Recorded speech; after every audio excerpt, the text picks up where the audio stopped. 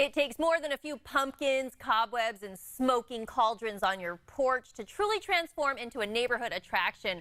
Well, in Turlock, it's become an annual tradition for one homeowner who definitely takes Halloween to the next level, and she's happy to share her Halloween spirit with the entire community. Just call her the queen of Halloween, and the pandemic certainly did not scare away her seasonal decor. Joining us live from Turlock to show off her Halloween house of horrors is Steffi V. Steph, you're such a good friend of mine. I had to show off your Halloween house, and it's a little bit funny, all the coordination, but I'm so glad we have you here.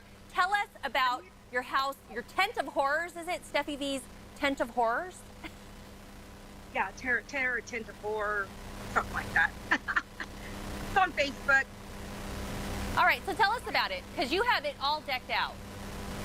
I do. I wasn't going to decorate this year, but with the pandemic, I felt like I needed to give the community something to come out to. So I tried to build a safely socially distanced Halloween display, and I'm going to give out candy. So I'm excited. The community's excited. I know that there are concerns, so I have tried to make it as safe as possible for everybody that joins. We have social distance markers up and down the sidewalk. When I come this way, I'll show you the tent of terror. They will stand by the markers, and then I have one family in the tent at a time. So what do we have in the tent, Steph? What are we looking at? So this is the skeleton section. I've got 5 burrows. I love New York, so I named 5 burrows in my tent. Got the skeleton section, the Day of the Dead over here. It's all hand glued, piece by piece. Looks different every year because it's always created differently. I have a pirate section here. Built this for my nephews. Our 2 boys finally were born into our family, and I had to give the boys pirates. Ooh. This is the witch's brew, witch's section. My daughter's always been a little mini chemist, so this is all dedicated to Paris.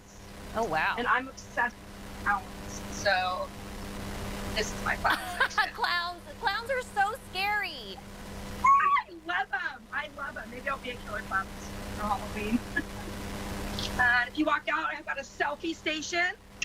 So people can take some selfies with some little scary guys right there.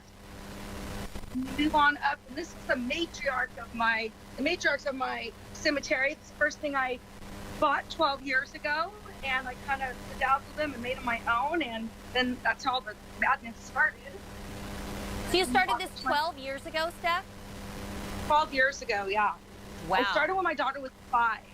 And I just we're looking at some pictures of what it looks like at night, and you also have a bunch of lights and all kinds of stuff to really, I mean, it looks eerie. Yes, it's definitely beautiful during the day because you could see all the stuff, but at night there's like no comparison. It's just amazing at night. Well, it's always difficult for me to tear it down, right? Yeah, and so then you have a spider. I mean, everything's really creepy. Is this for all ages? Yeah. It is for all ages, and you don't have to walk to the tent if you don't want to. There is a path to the right side of the tent for those little ones that are a little scared. They can just not walk to the tent and just come up to the porch and grab candy.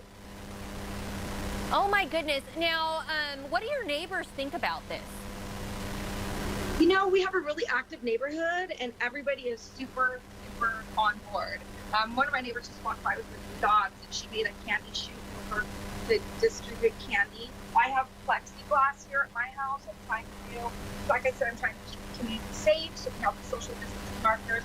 I do have the plexiglass. I will be behind with masks and gloves. I just want everyone to feel safe and come out. So when can people come out? Because obviously it's already all set up. Have you had it like this all month? I have. I actually got done setting up October 3rd this year. I have a dear friend, Kelly Thomas. I would not be able to do this without her. She's here every day and night. Tip about 5 weeks to build it.